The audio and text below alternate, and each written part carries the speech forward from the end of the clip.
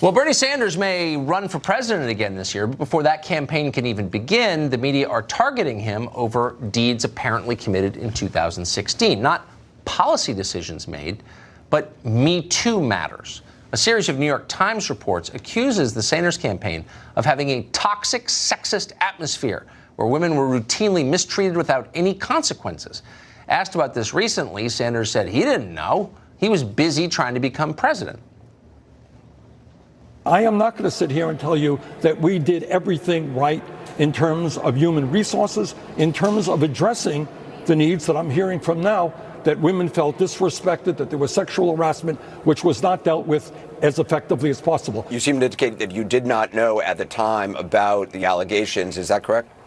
Yes, I was a little bit busy running around the country trying to make the case. Allie Beth Stuckey is a podcast host, and she joins us tonight. Allie Beth Stuckey, thank you so much for coming on.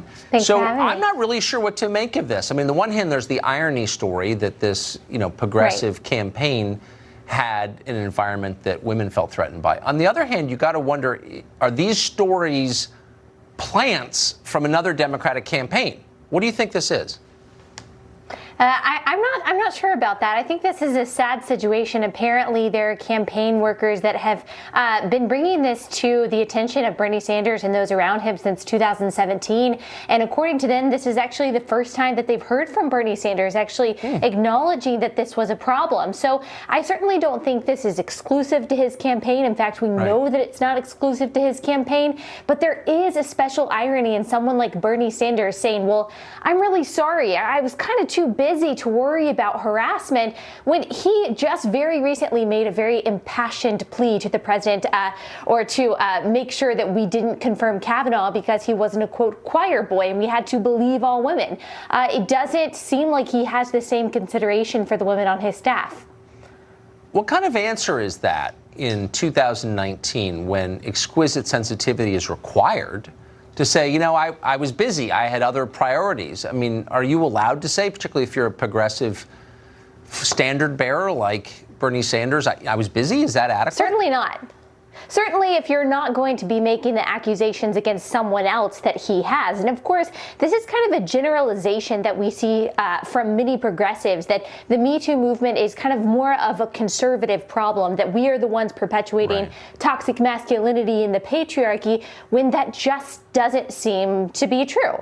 So no, I don't think it was an adequate answer, and hopefully he'll be held accountable for that. Whenever you go into a policy debate assuming that you're a good person, you wind up excusing your own crappy behavior. I never assume I'm a good person. I just want to get to the right answer. Okay, so I want to ask you about this story too. So Jill Abramson, who ran the New York Times for a while, has a new book out, and in it she recounts this moment when the publisher of the paper, Mr. Sulzberger, wrote a letter of apology to the fascist government of China after the New York Times had written a story about corruption in China. Now, there's no indication, never was, that the story the paper wrote was false. The problem with it was it offended powerful leaders in China.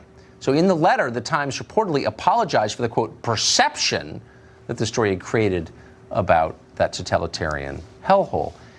Allie, I don't know what to say about this. I don't want to believe this is true. But if it turns out to be the case that the publisher of the New York Times apologized to the fascist government of China for being rude, is there anything more craven than that? Is there anything that kind of contravenes the basic principles of journalism more completely than that? Well, apparently, if this story is true, like you said, she alleges that it is, the publisher was actually very embarrassed when he was ousted by her that he had written this letter all but apologizing, she said, because he wanted to keep the site open in China. New York Times is still actually banned in China. He wanted to make sure that that wasn't the case. But this is maybe not him exactly, but this is the same kind of press that says President Trump and people over here are shutting down a free press. But you can't simultaneously say that and then. We lost Allie Beth Stuckey there. She was on a roll, and she was absolutely right. And you got to kind of wonder, if that story is true, why didn't the Times report on it at the time? And by the way, I think around the time this happened, the kid who's the media reporter at CNN was the media reporter at the New York Times. Did he report on this? I don't remember reading that. Allie, you're back. Why didn't the New York Times report on this? if the editor knew that the publisher was sucking up to this totalitarian government on behalf of the paper. I mean, I never saw a mention of that in the paper's pages. Did you? Right. Right. Well, we don't know. We have also seen that Abramson said that they are violently anti-Trump, or they're passionately anti-Trump, and they have also denied that. And we know that that's true. So they just seem to not be able to take on that self-awareness. But if they are the stringent reporters and journalists that they say that they are and fighting for these facts, then they should be able to own the misdeed of apparently this one publisher to acquiesce to censorship. Yeah. The paper's a joke. I wish that weren't the case. There's some nice people there, actually, some smart people, but in general, it's garbage. It's sad. Allie, hacked by China mid-segment. Thank you, though, for coming on. Yes, that's what it bearing with was. Must have been. Appreciate it. Thank you.